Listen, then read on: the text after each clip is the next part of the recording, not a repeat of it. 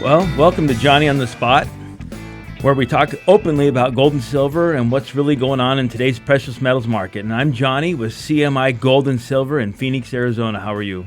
And I'm Shannon. We're a family-owned precious metals firm, and we've been helping Americans buy and sell bullion since 1973. On this show, we cut through the noise and share what we're learning day to day with our clients so you can make informed decisions about precious metals. Yeah, today's topic, we're going to talk about stablecoins versus physical gold. We're going to compare the two and offer some suggestions, some lists, and some self-reflection questions to help you make the best decision for your situations. My father started CMI Gold and Silver more than 50 years ago, and we've served clients nationwide from the beginning through education. So we're here to share what we've learned over decades in this business so that you can decide if physical precious metals are right for your situation. So I've noticed something, Shannon, lately that a lot of people are comparing things that don't seem comparable at first. Okay, so you mean the stable coins or physical gold question? Yes, is exactly what I'm saying. And I actually like that question because it tells me that what people are really looking for. They're trying to preserve purchasing power, keep money usable, and avoid surprises. Right. And both of these get talked a lot about like they're alternatives. But the reality is they're very different tools. So today we're going to compare them, and hopefully in a very simple way. What they are, what they're good at, and what are the risks. So let's start with some definitions. A stablecoin is basically a digital token designed to hold a steady value, usually pegged to the US dollar. So the goal is one token equals about $1 US. And people hear stable, they assume safe. Right, but stable is about price movement relative to the dollar, not a guarantee of zero risk. The reason people like stablecoins, I feel, is convenience, speed, moving money around in a digital environment. Well, and especially if they're already operating in that world with, online apps, exchanges, online transfers, and the such. It's like having digital dollars that can be moved quickly. That's a really good way to say it. Okay, so let's do a little bit of background. Well, here's where it gets interesting. Gold and stable coins exist because they solve two different problems. Gold became money because it's hard to fake, hard to destroy, and is very widely recognized. Yeah, it's durable, it's divisible, it's scarce, and those are the real big ones. And it doesn't rely on an issuer. It's not a promise. No, it's an asset. And if you want to go deeper on gold specifically, we did another show that can be viewed on our YouTube channel titled Gold versus Silver episode. Yeah, just simply search CMIGS in the YouTube search bar, and that episode is going to dig deeper into the differences between gold and silver and why people choose one or the other, or oftentimes both. Okay, so now stable coins were created for a different reason. They were created to bring dollar-like value into the digital world, okay? It's fast transfers, fast settlement, and a way to operate in the crypto markets without the big swings. So if someone asks which one is better, the question is really, or the answer is, better for what? Exactly. Better for what? This may be the most important clarification in the whole conversation. Stable compared to what? Right, because people hear the word stable, they naturally think safe, solid, or it holds value. But in the case of stable coins, stable usually means stable compared to the US dollar. And that one can be useful if your goal is short-term convenience or digital transfers or even avoiding the big day-to-day swings that we see in other crypto assets. But that's a very different thing than saying it holds purchasing power over long periods of time. If the dollar buys less over time because of inflation, then the dollar-pegged stablecoin is still tied to that same weakening purchasing power. So it may be stable in price, but not necessarily stable in what that money can actually buy for you later. And that's not a knock on stablecoins. That's just what it's designed to do. They were built to behave like digital dollars, not to be long-term store of value independent of the dollar. And that's where physical gold enters the conversation differently. Because people don't buy physical gold expecting it to act like a dollar. They buy it because over long periods of time, gold has historically been used to help preserve purchasing power and diversify your wealth. So if your goal is, I want something that stays around $1, that's one conversation. But if your goal is, I want something that historically has held its value outside the dollar system over time, that's a very different conversation. Two different goals. Two different tools. Let's explain how they try to keep that $1 value. Well, and the big idea is backing and redemption. Meaning the issuer states for every token, there's $1 worth of something behind it. And in a perfect world, you can redeem it smoothly. But backing can mean different things. Exactly. Some are backed by cash, and some are short-term government securities, and others use different structures. The point is, you're trusting a structure. You're trusting controls and the ability to redeem. And it's not the same as holding physical cash in your hand. It's a claim inside a system. Wow, that's the cleanest way to say it. So let's talk about risk, because every tool has trade-offs. Yeah, stable coins can be useful, but people should understand the risks. One risk is issuer or counterparty risk. So you're trusting the reserves, you're trusting the audits, and the redemption mechanics. Another risk is platform risk, where you hold it matters. Exchanges and platforms can freeze, they can fail, or they can even be hacked. There's also regulatory risk. Right. Those rules can change quickly, and your access could be restricted. And then there's the stress test to consider. Yeah. In normal times, things can work smoothly. But in stressful times, that's when you find out what's really solid. So stable coins are a tool. But they're still part of a system. Let's talk about where crypto fits in. Right. When people say crypto, they're often talking about three different things. Yes, stable coins are one thing. Yep. You've got crypto assets that can move a lot in price, and then you've got projects and platforms that are kind of their own category.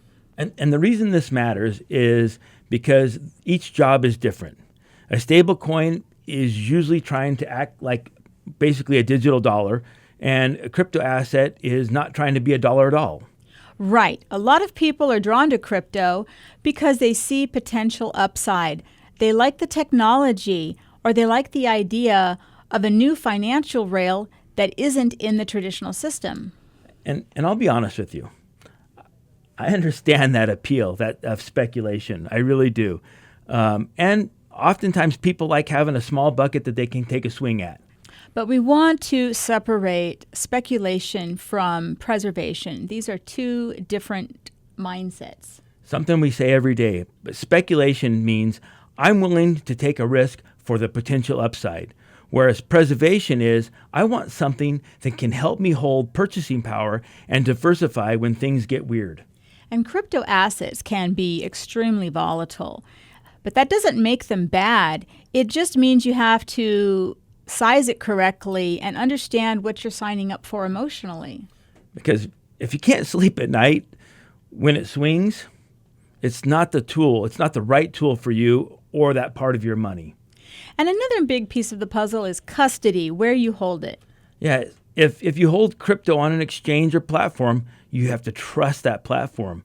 If you hold it yourself, now you're taking responsibility for passwords, for the security, backups, all of it. It's all on you. And that's not meant to scare anyone. It's just the way that it is, and every system has trade-offs. Well, and then there's the scam factor.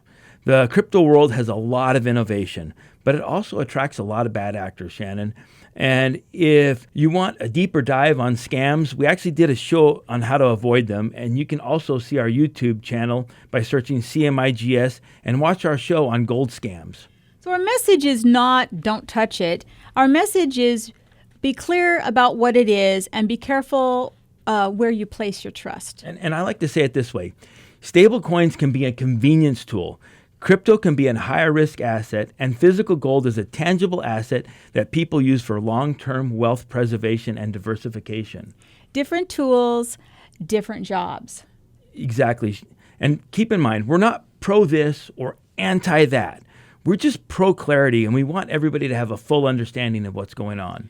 So if you're someone who prefers the blue chip end of crypto rather than the experimental stuff, that's a different conversation than chasing the newest coin on social media.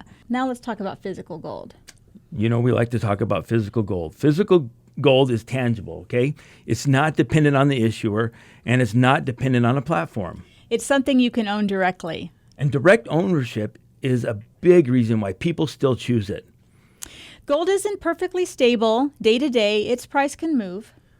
But many people use it for long-term wealth preservation and diversification. And I think it's important to say this. You can take advantage of modern technology and still value ownership of a timeless asset such as precious metals. I really like that, Shannon, absolutely. So let's do a simple scorecard. 5 points, simple, practical points. Let's do it. First is ownership. Well, with physical gold, you own an asset. With stablecoins, you typically own a token that represents a claim within a system. Second is access. Stablecoins are accessed through accounts, internet platforms, but gold is accessed through possession and storage. Third, privacy. Stablecoins are generally account-based and trackable within the system. Physical ownership can be private, though. Fourth is portability. Stablecoins can move fast digitally, but gold is portable for its value. But it's physical, so moving it's going to take some planning. Yes. And fifth, long-term purchasing power. Well, stablecoins track the dollar, all right? So whatever the dollar is, the stablecoin is. But gold historically has been used as a store of value over long periods against a weak dollar. Okay, so this scorecard alone helps people think clearly about what works for them. It really does, because it gets you out of the news, out of the headlines, and into the purpose of what it is. Okay, so let's make this a little bit more real with 2 scenarios. All right, I like it. Scenario 1, I need speed and convenience. Like moving money quickly, settling fast, or operating in a digital environment. Stablecoins might be the tool for that because of their short-term utility. Okay, scenario 2, I'm thinking long term. Well, that means you're concerned about the purchasing power over the years, and you want diversifications. You want an asset you can own outside of the system. And that's where physical gold comes in. Right. Let's add a few practical examples, because people listening might be thinking, okay, but what would I actually do with this? Well, and we're not telling anyone what to do. We're just describing how people use these tools. Yes, and so here's an example. Someone wants to keep money on the sidelines in a digital account because they're very active online. Well, stablecoins can feel like a great parking spot for the digital dollar. But remember, it's still a system, and you want to understand that structure before you do it. Okay. Example 2. Someone says, I don't want all my savings to be only digits on a screen. And that's a very common feeling, especially in our industry. And that's where physical gold becomes very appealing because it has tangible ownership. Example 3. Someone wants to send money quickly to a family member. Well, digital tools are the fastest. But again, speed is different than long-term wealth preservation. Example 4. Someone wants a portion of their savings outside the banking system. This is the classic reason that people own physical gold or physical precious metals for that matter. It's not about drama. It's just about diversification and independence. And when we say outside the system, I want to be careful when I say that because we're not trying to stir anything up. No, we're not. We mean something simple. If a platform is down, if passwords are locked or forgotten, if there's a delay, do you still have something directly? It's about reducing points of failure. It's the same logic as having more than one way to communicate, more than one way to pay bills, more than one place where you keep your important documents. And for some people, physical gold is one of those backup plans. And that's a tangible asset that you can own and store. Okay, now here's a phrase you might not be familiar with, the trust stack. And really all that means is how many layers will have to work properly for whatever thing you're doing for you to expect it to do it. That's exactly right. With stablecoins, there are several layers of trust involved. Yeah, you have to trust the issuer. You have to trust that the reserves are really there. You're trusting the redemption process. You're trusting the platform where you hold it. And you're trusting all the rules around it, and they don't suddenly change. So even if the price looks stable on a screen, there are still multiple moving parts underneath it. And it doesn't make it automatically bad. It just means you just need to understand where your trust is being placed. Yes, and you can look at each layer and decide how comfortable you are with it. But with physical gold, the trust stack is much simpler. Yeah, you just need to know that your gold is real, and then you want to know where it's stored and who controls that access. Fewer layers. And different responsibilities. So the question becomes, am I comfortable trusting a system with multiple parts, or do I prefer direct ownership with fewer discrepancies? And that's really where the whole conversation comes down to. There's no hype, there's no headlines, just understanding where the trust is. If someone's listening and trying to decide, here's a few more questions to consider. Number 1, do I want convenience or independence? And question 2, am I trying to avoid short-term volatility or preserve purchasing power long-term? Question number 3, which risk am I more comfortable with, market movement or issuer platform risk? That's a great way to slow down and think about this. And it keeps you from making a decision based on a news headline. And I'll add this. For a lot of people, it's not either or. It's both. Yes, some people use digital tools for convenience, and they own physical metals for long-term wealth preservation. You know, it's no different than having a checking account or a savings account. Different purposes. The mistake is when someone uses the wrong tool for the wrong job. Like trying to use a digital dollar tool as if it's a long-term store of value. Or trying to use physical gold as if it's meant for everyday spending. Let's talk about the question behind the question, inflation. All right. So when people ask about stablecoins versus gold, what they're often saying is, I'm worried about what my dollar will buy in 5, 10, even 15 years from now. And a stablecoin is still tied to the dollar. Exactly. So it may feel stable day to day, but it doesn't solve the long-term purchasing power by design. Gold is different. Gold and other precious metals have historically been used as a store of value over long periods, not because it's magic, but because it's scarce, durable, and widely recognizable. And we're not saying that the price only goes up with gold. No, not at all. It can move, but it's a different role, a different plan. Another consideration is volatility versus risk. They are not the same thing. Well, volatility is price movement. All right. Risk is the chance of losing access, losing value permanently, or even being unable to redeem it. So gold can be volatile. But it doesn't have issuer risk. Stablecoins can be less volatile day to day. But they carry issuer and platform risk. Mm-hmm. So the decision is, what type of risk are you comfortable with? Exactly. So let's hit a few questions here and see if we can figure that out. Okay. First question, can stablecoins replace gold? Well, they're not designed to do the same job. Stablecoin is a digital dollar tool and gold is an asset. Another question, is gold outdated? No, not at all. The idea of owning something real isn't outdated and never will be. Central banks have been buying gold for years very aggressively, and they hire the biggest and brightest people to run those banks. Yes. Okay, another question is, what about gold-backed digital tokens? Well, that's an interesting concept, but you still need to understand the structure, who holds the gold, how it's audited, and how redemption works. So what's a healthy first step if I'm new to the digital world? Well, like always, education. Start slow, start simple.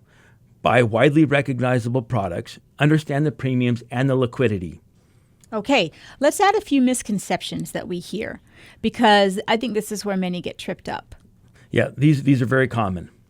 So the first misconception, stablecoin means guaranteed. No, stable means it's designed to track the dollar. It doesn't mean there's no risk. Misconception number 2, if it's digital, it's automatically modern and better. Well, while digital can be convenient, convenience is never the same as resilience. Misconception number 3, gold is only for people who are scared. Well, we disagree with that wholeheartedly. Many people own gold. It's actually a calming investment, and it's a long-term diversifier. Okay, misconception number 4, if I buy gold, I have to go all in. No, not at all. People start with a small portion, something that fits their comfort level. And misconception number 5, gold is hard to sell. Investment-grade bullion is very, very liquid. The key is buying recognizable bullion products and understanding the premiums. If you're new to precious metals, just take it one step at a time. Yeah, learn the basics. Understand what you're buying and why. And if you're already deep into crypto, stablecoins can be useful. Yeah, just don't confuse digital convenience with risk-free. And if you want to talk through your situation with someone who's calm and non-commissioned, give us a call. Yeah, we'll help you think through your goals without pressure. So we've talked about a lot today. And so for more information on products and the market, we have a website, cmigs.com. You can also download our gold and silver investment guide from our website. And if you have questions, again, you can just give one of our non-commissioned brokers a call, and they'll be happy just to talk to you. Our toll-free number is listed on our website, cmigs.com.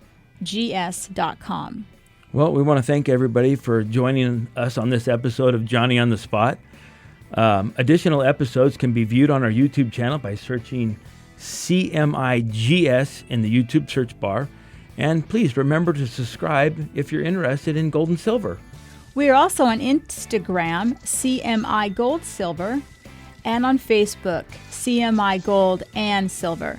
Remember, we've been family owned and operated since 1973, and we'd love to help you protect your wealth with precious metals. Well, take care, God bless, and join us next time with Johnny on the Spot.